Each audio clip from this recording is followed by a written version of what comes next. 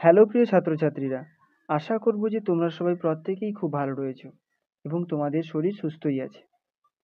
তো আজকের এই ভিডিওতে আমরা আলোচনা করব শিখন সংক্রান্ত এক প্রতিবন্ধকতার বিষয় নিয়ে, যাকে আমরা জানি লার্নিং ডিসএবিলিটি নামে, যাকে বাংলায় বলছি শিখন অক্ষমতা। দেখো, আমাদের যেখানে আলোচনা চলছিল অর্থাৎ এই বিষয়টা নিয়ে আমরা আজ আলোচনা করব, কিন্তু আমাদের আলোচনার যারা অংশগ্রহণ করবে তারা কারা হবে? 12-এ পড়তে হবে, থার্ড সেমিস্টার হতে হবে, এডুকেশন থাকতে হবে, গ্রুপ বি ইউনিট 1 মানে আমাদের যে সিলেবাসটা আর কি, সেটা বললাম। দেখো, এটা হচ্ছে এডুকেশন থাকতে হবে এমন কোনো বিষয় নয়, এটা কিন্তু আমাদের প্রত্যেকের জানা উচিত। এই অক্ষমতার জায়গাগুলো না শুধুমাত্র যাদের এডুকেশন আছে তারাই জানবে এমন কিন্তু নয়, আমাদের সবার জানা উচিত। এবং কিভাবে এর প্রতিবন্ধকতাগুলোকে এড়ানো যাবে সেটাও আমরা এই ভিডিওতে আলোচনা করব। সেগুলো সবার জানা উচিত, সমস্ত মানুষের জানা উচিত। চলো দেখো, আমি প্রথমেই একটা কথা বলে নিই। আজকে তোমরা যারা এই ক্লাসটা শুনছো তাদের প্রত্যেককেই কিন্তু খাতা পেন বের করতে হবে। খাতা পেন বার করো, যেগুলো পড়াচ্ছি সেগুলো, যেগুলো বলছি সেগুলো তোমরা খাতাতে নোট করো, ঠিক আছে? তাহলে কিন্তু পড়াটা অনেক সহজে হবে এবং বিষয়গুলো খুব সহজে মনে থাকবে, ঠিক আছে? দেখো, আমরা প্রথমে জানবো যে শিখন অক্ষমতা কি। এই যে বললাম লার্নিং ডিসএবিলিটি, আসলে এই লার্নিং ডিসএবিলিটিটা কি? লার্নিং মানে আমরা জানি শিখন। শিখন কি না, আমরা অভিজ্ঞতা অর্জনের মাধ্যমে আমাদের আচরণের মধ্যে যখন একটা স্থায়ী পরিবর্তন আসবে তখন সেটা হচ্ছে শিখন। যেমন ধরো, তোমাকে খাওয়া শেখানো হচ্ছে, তুমি খেতে পারো না, তোমাকে খাওয়া শেখানো হচ্ছে কিভাবে খেতে হয়। তুমি সেটা অভ্যেস করতে করতে তুমি খাওয়াটা নিজের থেকে করতে পারলে, তাহলে তোমার খাওয়ার যে শিখনটা, খেতে পারার যে শিখনটা, সেটা তোমার হয়ে গেল। তাহলে তোমার আচরণের পরিবর্তন হয়ে গেল, তুমি কারোর সাহায্য না নিয়েই খেতে পারছো। তাহলে সেটাই হচ্ছে কি শিখন। আমি জাস্ট উদাহরণ দিচ্ছি, ঠিক আছে? তো এবারে এই যে শিখন অক্ষমতা, এই শিখন অক্ষমতা আমরা দেখতে পাবো মূলত শিক্ষা ক্ষেত্রে, ঠিক আছে? আমি একটু ধারণা দিচ্ছি প্রথমে, ঠিক আছে? এই শিখন অক্ষমতা কিরকম, মনে করো আমাদের বিদ্যালয়ে স্যাররা পড়ায়, তো পড়াটা আমি ভালো বুঝতে পারি, বা আমি স্যারের পড়াটা শুনলাম কিন্তু আমি বোধগম্য ঠিক করতে পারলাম না, ঠিক ভালো বুঝতে পারলাম না। এই যে দুটো বিষয় বললাম, একটা ভালো বুঝতে পারি আর একটা বোধগম্য করতে পারছি না। বা শিক্ষক মহাশয় আমার কাছে প্রশ্ন একটা জিজ্ঞাসা করলো, সেই প্রশ্নের উত্তরটা কি হবে সেটাই বুঝতে পারছি না, আমি প্রশ্নটাই বুঝতে পারছি না। উত্তর দিতে গিয়ে আমতা আমতা করছি, সঠিকভাবে উত্তরটা দিতে পারছি না, কিন্তু বিষয়টা জানি। আবার ধরো, বিদ্যালয়ে সমস্ত সুযোগ সুবিধা দেওয়া সত্ত্বেও আমাদের শিখন বা আমাদের যে শিক্ষাগত বিষয়গুলো যেগুলোকে আমাদের অর্জন করতে হবে, সেগুলো অর্জন করতে গিয়ে আমরা সমস্যার সম্মুখীন হচ্ছি। তো এই ধরনের সমস্যাগুলি যদি থাকে, এছাড়াও যদি আমাদের লেখার ক্ষেত্রে সমস্যা থাকে, যদি আমাদের গণিত করার ক্ষেত্রে সমস্যা হয়, সমস্ত সুযোগ সুবিধা দেওয়া হচ্ছে, তোমাকে ভালো মাস্টার দেওয়া হচ্ছে, সেখানে শিক্ষা সহায়ক উপকরণের সাহায্যে শেখানো হচ্ছে, তবুও গণিতের ক্ষেত্রে, লেখার ক্ষেত্রে, পড়ার ক্ষেত্রে, বোঝার ক্ষেত্রে, ভাব প্রকাশের ক্ষেত্রে সমস্যা দেখা দিচ্ছে, তাহলে সেগুলোকেই আমরা বলবো কি লার্নিং ডিসএবিলিটি। বা এই ধরনের বৈশিষ্ট্যগুলো যাদের মধ্যে থাকবে তাদের আমরা বলবো শিখনে অক্ষম শিক্ষার্থী, ঠিক আছে?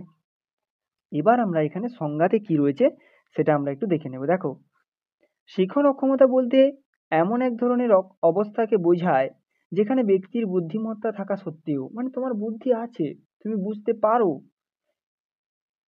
থাকা সত্ত্বেও ব্যক্তি বা শিক্ষার্থী শিক্ষা সংক্রান্ত বিভিন্ন অভিজ্ঞতা অর্জনে ব্যর্থ হয়। তবুও তুমি সঠিকভাবে, মানে তোমার মধ্যে আছে কিন্তু তুমি সেটাকে প্রকাশ করতে পারছো না, ঠিক আছে? এই যে প্রকাশ না করতে পারার যে অক্ষমতাটা, সেটাই হচ্ছে কি শিখন অক্ষমতা। বলা যায়, শিক্ষাক্ষেত্রে বা শ্রেণীকক্ষে উপযুক্ত সুযোগ সুবিধা এবং অনুকূল পরিবেশ থাকা সত্ত্বেও শিক্ষার্থী যখন শিক্ষা সংক্রান্ত বিভিন্ন উদ্দেশ্যে লক্ষ্যগুলোকে অর্জনে ব্যর্থ হয়, বিভিন্ন উদ্দেশ্যে, বিভিন্ন উদ্দেশ্য এবং তার লক্ষ্যগুলো যে রয়েছে সেটা অর্জনে যখন ব্যর্থ হয় শিক্ষার্থী, বা বাধার সম্মুখীন হয়, তখন সেই শিশুকে বলা হবে বা শিক্ষার্থীকে বলা হবে শিখনে অক্ষম শিক্ষার্থী। মনোবিদ কর্ক নয় গো, কার্ক। মনোবিদ কার্ক বলেছেন, সেই শিশুরাই শিখনে অক্ষম যাদের ভাষাগত, বাক্যগত, পঠনগত ও অন্যান্য শিখন সংক্রান্ত বিষয়ে দক্ষতা অর্জনে প্রতিবন্ধকতা লক্ষ্য করা যায়। এখানে প্রতিবন্ধকতা শব্দের অর্থ হলো সমস্যা, বাধা, যাই ভাবতে পারি আমরা, ঠিক আছে। তাহলে কার্ক কি বললেন, যে ভাষাগত যদি সমস্যা থাকে, বাক্যগত সমস্যা, পঠনগত সমস্যা, এগুলো কমা হবে, ঠিক আছে। বাক্যগত, পঠনগত ও অন্যান্য শিখন সংক্রান্ত বিষয়ে দক্ষতা অর্জনের সমস্যা দেখা গেলে তাহলে তাকে আমরা বলবো শিখন অক্ষমতা। আশা করবো যে তোমরা শিখন অক্ষমতা বিষয়টা কি সেটা বুঝতে পেরেছো, ঠিক আছে। তো এখানে একটু রেজার করে দিই। হ্যাঁ, এরপরে দেখো কি রয়েছে, শিখন অক্ষমতার বৈশিষ্ট্যাবলী। দেখো এই জায়গাগুলো কিন্তু আমাদের ভালোভাবে জানতে হবে। শিখন অক্ষমতা যাদের মধ্যে রয়েছে তাদের মধ্যে কি ধরনের বৈশিষ্ট্যগুলো থাকতে পারে। বোধগম্যতার সমস্যা, দেখো এগুলো আমি ধারণা দেওয়ার সময় বলেছিলাম, ছোট করে বলেছিলাম, এখন আমরা ডিসকাস করব। তোমরা কিন্তু প্রত্যেকটা পয়েন্ট খাতাতে তুলবে এবং প্রত্যেকটা পয়েন্টে যে আমি যেগুলো বলছি সেগুলো পুরো লিখতে হবে না, কিছু কিছু জায়গা দেখবে এটা ইম্পর্ট্যান্ট বলে মনে হবে তোমার কাছে, তুমি সেগুলো খাতায় নোট করবে, ঠিক আছে। দেখো, শিখন অক্ষমতার বৈশিষ্ট্যাবলী, প্রথমেই বলা হচ্ছে কি বোধগম্যতার সমস্যা। বোধগম্যতার কথার অর্থ কি, আমি কোনো কিছু বললাম তুমি বুঝতে পারলে, তো সেটাই হচ্ছে বোধগম্যতা। খুব সাধারণ ভাষায় শিক্ষক যখন শিক্ষার্থীদের বোঝাচ্ছেন, পড়াচ্ছেন, তখন শিক্ষার্থীরা মানে এই ধরনের শিক্ষার্থীরা, শিখনে অক্ষম যে সমস্ত শিশু, তারা সঠিকভাবে বুঝতে পারে না শিক্ষকের কথা, বা প্রশ্ন পরীক্ষায় পড়েছে সেই প্রশ্নটা অ্যাকচুয়ালি কি বলতে চাইছে সেটা তারা বুঝতে পারে না। তো এগুলোই হচ্ছে কি বোধগম্যতার সমস্যা। আর কি সঞ্চালন ক্রিয়াগত সমস্যা বা সঞ্চালন ক্রিয়াক্ষেত্রে সমস্যা। সঞ্চালন ক্রিয়া মানে কি, দেখো আমাদের যদি ক্রিকেট খেলতে হয়, আমাদের হাতের কাজ করতে হয়, পায়ের কাজ করতে হয়। তো এই এটা একটা সঞ্চালনগত ক্রিয়া। তো এটা শিক্ষাক্ষেত্রে কিরকম হবে, ছবি আঁকার ক্ষেত্রে আমাদের আঙুলের সঞ্চালন করতে হয়, হাতের সঞ্চালন করতে হয়, তাই না। আবার দেখো লেখার ক্ষেত্রে, কোনো কিছু তৈরি করার ক্ষেত্রে, শিক্ষামূলক যে উপকরণ সেগুলো তৈরি করার ক্ষেত্রে। তাহলে এই সমস্ত ক্ষেত্রে এছাড়াও অন্যান্য যে সমস্ত সহপাঠক্রমিক কার্যাবলী রয়েছে, সেখানে যদি শিক্ষার্থীরা সমস্যার সম্মুখীন হয়, বাধার সম্মুখীন হয়, তারা যদি না করতে পারে, ঠিক আছে, সঠিকভাবে দেখানো সত্ত্বেও, সঠিকভাবে বোঝানো সত্ত্বেও তারা যদি না করতে পারে, সেক্ষেত্রে কিন্তু তাদের বলা হবে শিখন প্রতিবন্ধী। আচ্ছা, শিখনে অক্ষম, প্রতিবন্ধী থেকে অক্ষম কথাটা ব্যবহার করা ভালো। শিখনে অক্ষম, ঠিক আছে, শিখনে অক্ষম, শুধু অক্ষম না। এবার কি ভাষাগত সমস্যা। ভাষাগত সমস্যা বলতে কি, ভাষাগত সমস্যা বলতে এরা মানে এদের অ্যাকচুয়ালি ভাষাগত যে বিকাশটা না খুব ধীর গতি সম্পন্ন হয়। ভাষাগত বিকাশ খুব ধীর গতি সম্পন্ন হয়। এরা সহজে শব্দ গঠন করতে পারে না, এরা সাবলীলভাবে মনের ভাবকে ভাষার মাধ্যমে প্রকাশ করতে পারে না, বাক্য গঠন করতে পারে না খুব সহজে, ঠিক আছে। তো এই ধরনের সমস্যাগুলো দেখা যায়। আর কি পারিপার্শ্বিক অবস্থা অনুধাবন। পারিপার্শ্বিক অবস্থা মানে তুমি যে জায়গায় বসবাস করছো তার যে আশেপাশের পরিবেশ, তাদের সঙ্গে ক্রিয়া প্রতিক্রিয়া, স্থান সম্পর্কে ধারণা, কোন জায়গায় কি কাজ হতে পারে, কোন জায়গাটা, কোনো একটা জায়গাকে কিভাবে ব্যবহার করা যেতে পারে, সে সম্পর্কে এদের ধারণা খুব কম থাকে। মানে ধরো ত্রিভুজটা কিরকম হবে, ত্রিভুজের আকার আকৃতিটা কেমন হবে, তো এই ধরনের সমস্যাগুলো এদের মধ্যে থাকে। আর কি এই তোমার এই পারিপার্শ্বিক অবস্থা অনুধাবনের ক্ষেত্রে এই যে পূর্ব দিক, পশ্চিম দিক, উত্তর দিক, দক্ষিণ দিক, আবার যেমন হচ্ছে বলি আমরা পূর্ববর্তী, পরবর্তী, গতকাল, আগামীকাল, এই যে ধারণাগুলো না এদের হচ্ছে সমস্যা হয়, এগুলো এরা বুঝতে পারে না সহজে। এরপরে রয়েছে দেখো কার্য অভ্যাস। কার্য অভ্যাস মানে কি, কাজের অভ্যাস। এদের শিক্ষাগত যে কার্যক্রম, এদেরকে তো অভ্যাস করতে হয়। তো এই কার্য অভ্যাস করতে গিয়ে দেখা যায় এরা প্রচুর পরিমাণে পুনরাবৃত্তি ঘটাচ্ছে। মানে একটা সাধারণ শিশু, সে জায়গায় সে যদি ৪-৫ বার পড়ে কোনো একটা বিষয়কে আত্মস্থ করে নিতে পারে, তো সেখানে সে বারবার দেখছে। 5 বার, 10 বার, 15 বার, 20 বার, মানে সে বারবার অনুশীলন করছে আর কি, মানে হচ্ছে না। ঠিক আছে, তার মধ্যে সে আত্মস্থ করতে পারছে না, বুঝতে পারছে না। তো এই যে কার্য অভ্যাসটা তাদের মধ্যে লক্ষ্য করা যায়। এদের মধ্যে পুনরাবৃত্তির পরিমাণ প্রচুর দেখা যায়।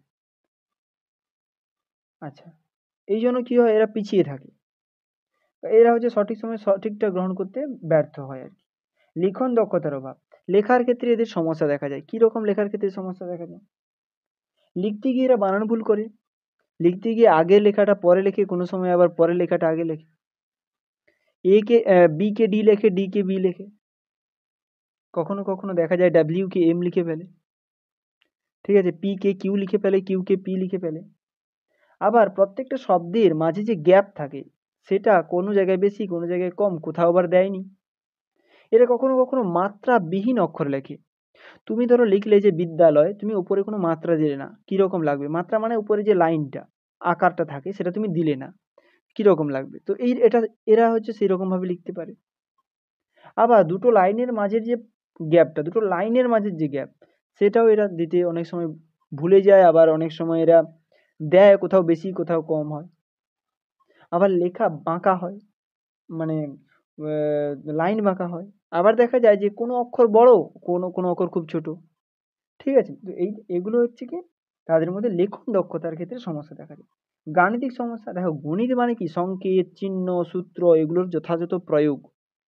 তো এই সমস্ত ক্ষেত্রেও কিন্তু তাদের অক্ষমতা লক্ষ্য করা যায়। গাণিতিক বিভিন্ন বিষয়গুলো, সেটা জ্যামিতি হোক, বীজগণিত হোক, পাটিগণিত হোক, যাই হোক। মনোযোগের সমস্যা, দেখো মনোযোগ কথার অর্থটা কি? মনকে যোগ করা। কোথায় যোগ করা? আমাদের নির্দিষ্ট যে বিষয়টা নিয়ে শিক্ষক আলোচনা করছে সেখানে মনকে যোগ করা, সেটাই হচ্ছে মনোযোগ অ্যাকচুয়ালি।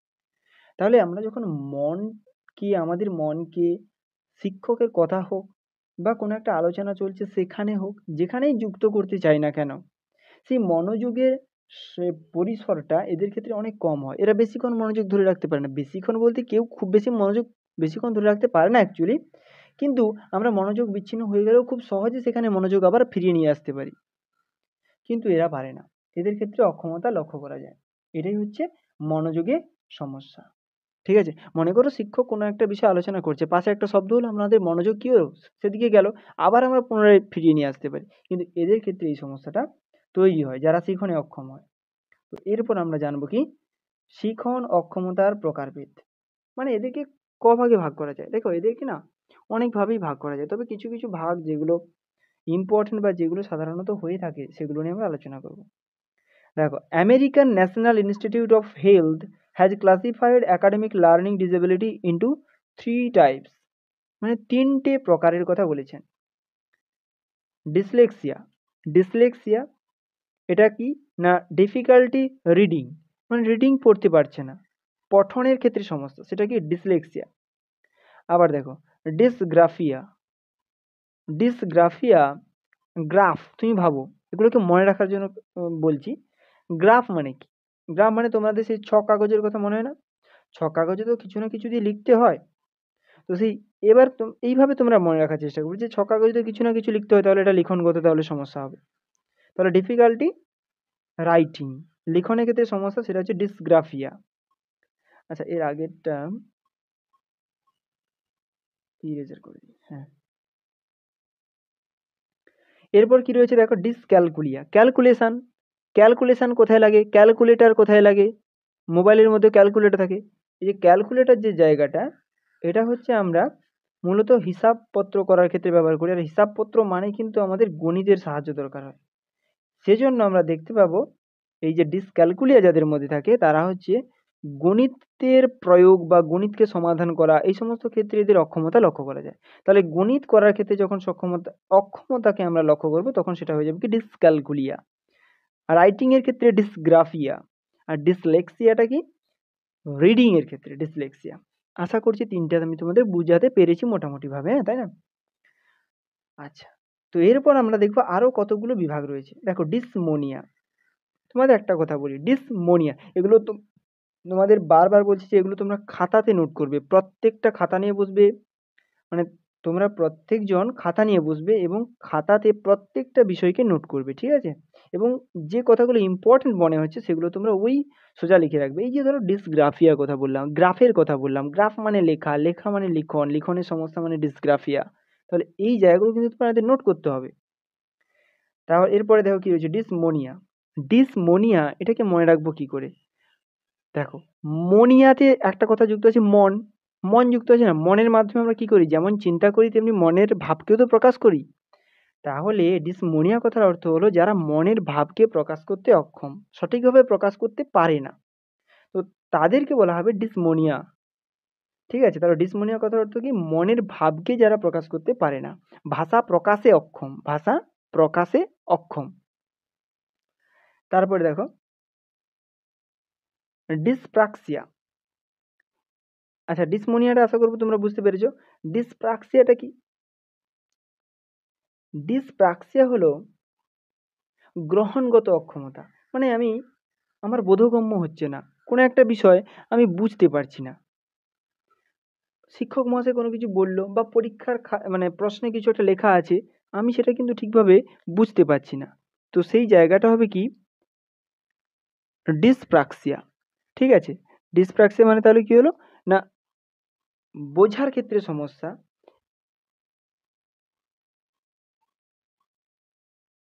তাহলে যেটা বললাম, তাহলে কি বললাম, ডিসপ্রাক্সিয়া কথার অর্থ কি, ভাষাকে আমরা অনুধাবন করতে পারি না, ভাষাকে আমরা মানে বুঝতে পারি না। ঠিক আছে? যখন আমাদের এইরকম একটা সমস্যার সৃষ্টি হয় তখন সেটাকে আমরা বলবো ডিসপ্রাক্সিয়া। এবং এর মধ্যে আরেকটা বিষয় রয়েছে যে তথ্য সংযুক্তিকরণ। মানে আমরা ধরো কোনো একটা বিষয় শুনলাম, এবার সেটা যে আমরা আমাদের মস্তিষ্কের মধ্যে যে একটা প্রক্রিয়ার মাধ্যমে সেটা বুঝে নেব, তার ক্ষেত্রে সমস্যা হয়। আবার সঞ্চালনগত সমস্যাও হয়ে থাকে। মানে কোনো একটা ভাষাকে আমরা বা কোনো একটা তথ্যকে বা কোনো একটা মনের ভাবকে আমি ধরো জানি, আমি কাউকে জানাবো। মানে আমার কাছ থেকে ওই তথ্যটা সঞ্চালিত হবে অন্যের কাছে। তো সেই জায়গাতেও সমস্যা লক্ষ্য করা যায়। সেটাই হচ্ছে কি ডিসপ্রাক্সিয়া। তাহলে ডিসপ্রাক্সিয়া এক ধরনের কি বললাম, যে বোধগম্যতামূলক সমস্যা বা বুঝতে পারার অক্ষমতা, বা এটাকে আমরা বলতে পারি যে সংযুক্তকরণ বা সঞ্চালনের ক্ষেত্রে। সংযুক্তকরণ মানে আমি আমার মনে ঢুকিয়ে নিলাম কোনো একটা কথা, তাই না? বুঝে নিলাম, সেখানে সমস্যা।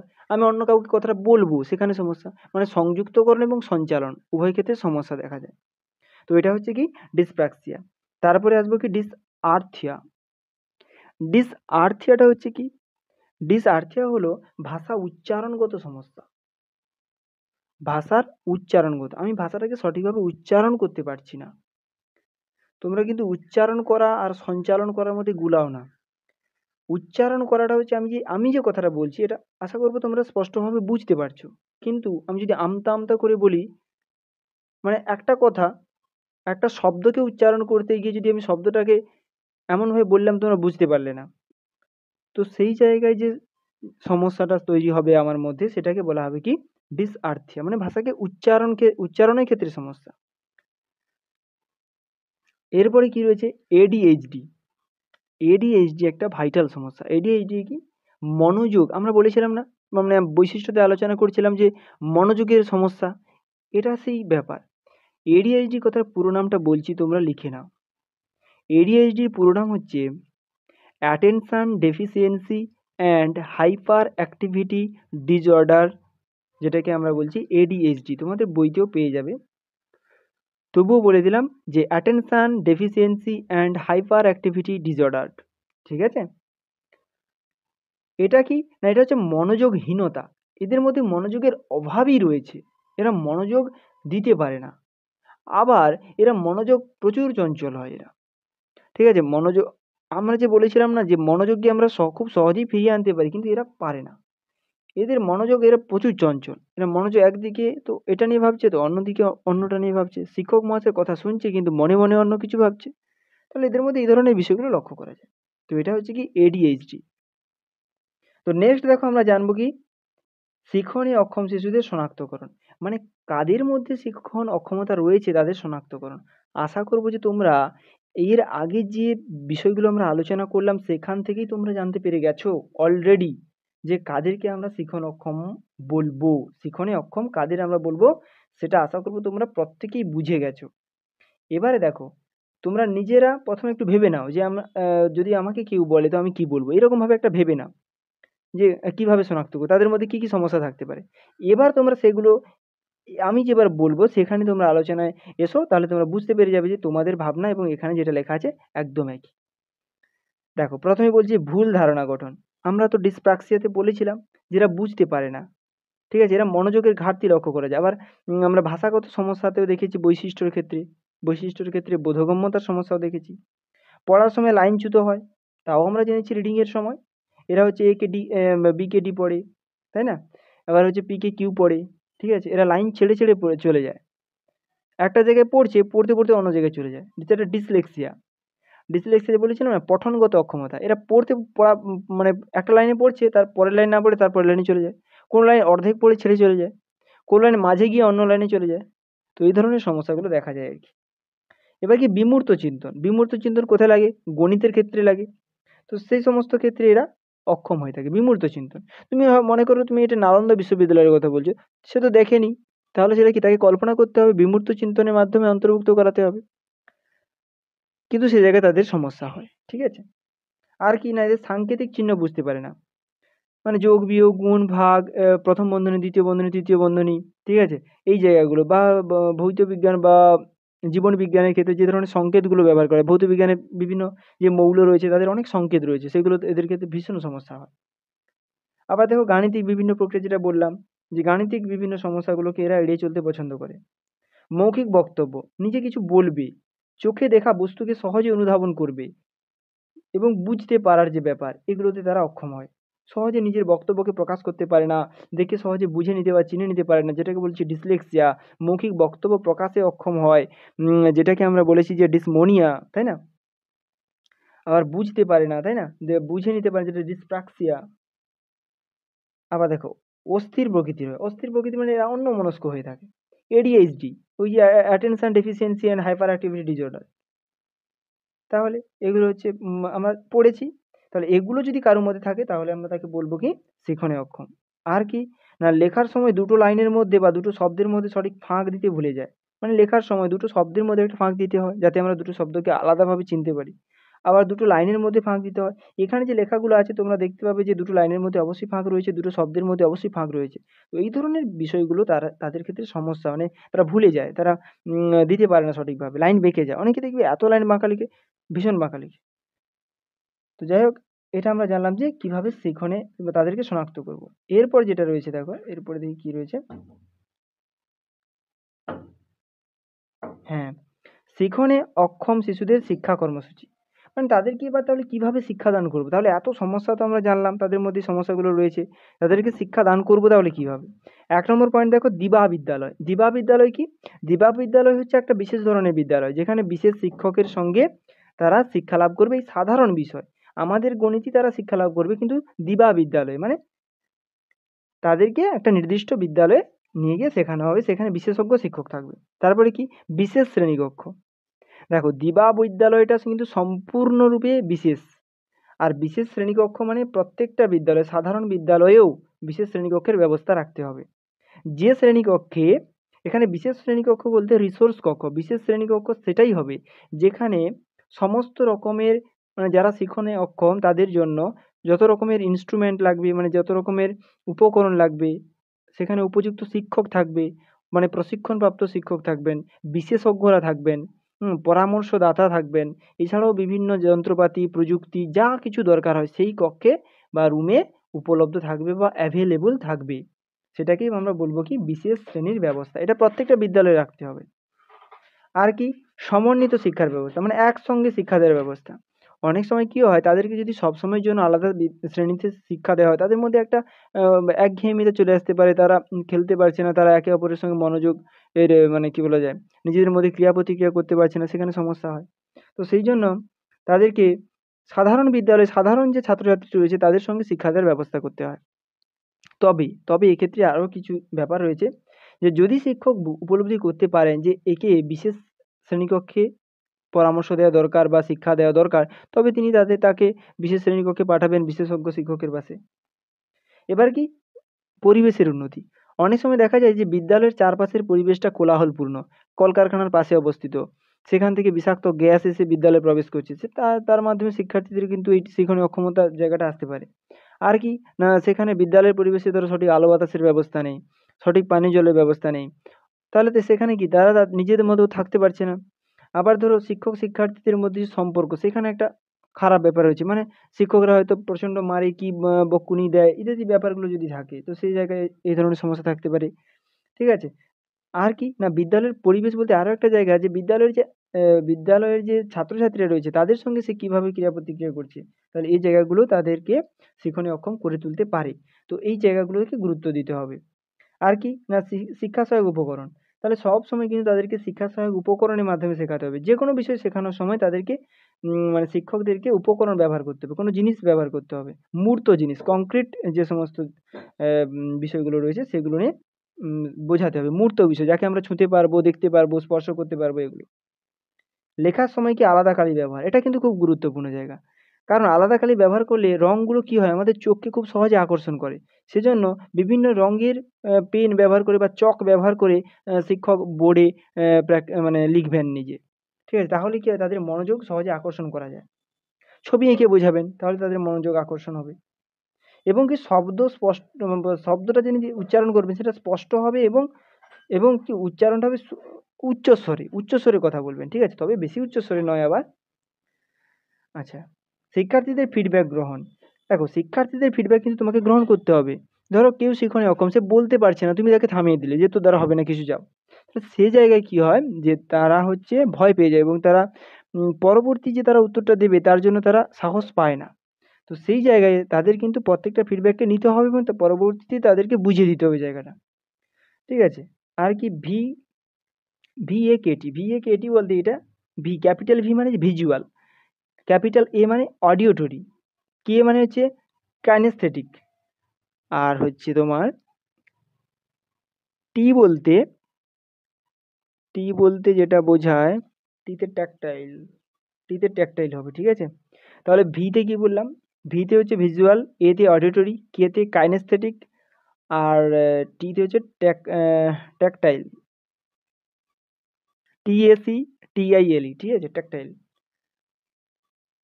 আর কাইনেস্থেটিকটা আমি একটু বলে দিই, কাইনেস্থেটিক স্পেলিংটা হচ্ছে, আমি তোমাদের দিয়ে দেবো, ঠিক আছে, ছবিতে দিয়ে দেবো, তবু বলে দিই যে কাইনেস্থেটিক KINESTHETIC। ঠিক আছে। আর অডিওটরি AUDITORY, অডিওটরি, ভিজুয়াল VISUAL। ঠিক আছে, তাহলে ভিজুয়াল, অডিওটরি, কাইনেস্থেটিক, ট্যাকটাইল। ঠিক আছে, ট্যাকটাইল। ঠিক আছে, ট্যাকটাইল। আর কিনা সমাজ পরিবেশেও রিসোর্স সেন্টার স্থাপন, এটা কিন্তু খুব গুরুত্বপূর্ণ জায়গা। শুধুমাত্র যে বিদ্যালয়ে রিসোর্স কক্ষ থাকবে, কারণ বিদ্যালয় তো 11টা থেকে 4টা, তারপরে আর সুযোগ নেই। তো সেই জায়গায় সমাজ ব্যবস্থাতেও বিশেষ শ্রেণীকক্ষের ব্যবস্থা করতে হবে। বিশেষ শ্রেণীকক্ষ নয়, অ্যাকচুয়ালি বিশেষ রিসোর্স সেন্টার, যেমন হসপিটাল হয় না, সাব সেন্টার যেটাকে আমরা বলি, সেই সাব সেন্টারের মতো রিসোর্স সেন্টার থাকবে, যেখানে শিক্ষা সহায়ক উপকরণ, বিশেষজ্ঞ শিক্ষক, পরামর্শদাতা, প্রযুক্তি, যত রকমের প্রযুক্তি দরকার শিক্ষণে অক্ষম শিক্ষার্থীদের অক্ষমতা দূর করার জন্য, সমস্ত কিছুই সেখানে উপলব্ধ থাকবে। এর মাধ্যমে তাদের লিখন, কথা বলা, বুঝে নেওয়ার ক্ষমতা, চিন্তা করার ক্ষমতা, প্রক্ষোভ নিয়ন্ত্রণের ক্ষমতা, তো এগুলো তাদের মধ্যে তৈরি করা সম্ভব, এবং ত্রুটিগুলোকে দূর করা সম্ভব হবে। ঠিক আছে, তো এই ব্যাপারগুলো আমাদের গ্রহণ করতে হবে আর কি শিক্ষকদের, এবং এর জন্য সমাজকর্মীদেরও সাহায্য নিতে হবে, সমাজকর্মীদেরও সাহায্য করতে হবে, এবং এছাড়াও যে বিভিন্ন ক্লাব, বিভিন্ন সংস্থা রয়েছে, গ্রামীণ সংস্থা হোক বা সরকারি সংস্থা হোক, তাদেরকে এই সমস্ত ক্ষেত্রে উদ্যোগ গ্রহণ করতে হবে। তো এর মাধ্যমে কিন্তু অবশ্যই শিক্ষণে যারা অক্ষম রয়েছে তাদের জন্য শিক্ষার ব্যবস্থা করা সম্ভব, এবং তাদেরকে স্বাভাবিকদের মতো করে তোলা সম্ভব। ঠিক আছে, তো এই জায়গাগুলো কিন্তু আমাদের করতে হবে। তো আশা করবো যে তোমরা এই জায়গাগুলো বুঝতে পারলে। ঠিক আছে, আমাদের কি কি শিক্ষামূলক কর্মসূচি গ্রহণ করতে হবে। তো এরপর দেখি, আজকের ভিডিওটা কিন্তু এইখান পর্যন্ত। আশা করবো যে তোমরা প্রত্যেকটা জায়গা বুঝতে পেরেছো। যে জায়গায় সমস্যা হবে অবশ্যই কমেন্টে জানিও, পরবর্তী ভিডিওতে বলার চেষ্টা করব। তো আজকের ভিডিও এই পর্যন্ত, পরবর্তী ভিডিওতে তোমাদের সঙ্গে দেখা হচ্ছে। ততক্ষণ পর্যন্ত সুস্থ থেকো, ভালো থেকো, নিজেদের খেয়াল রেখো, এবং পরবর্তী ভিডিওতে অবশ্যই এসো। জয় হিন্দ, জয় ভারত।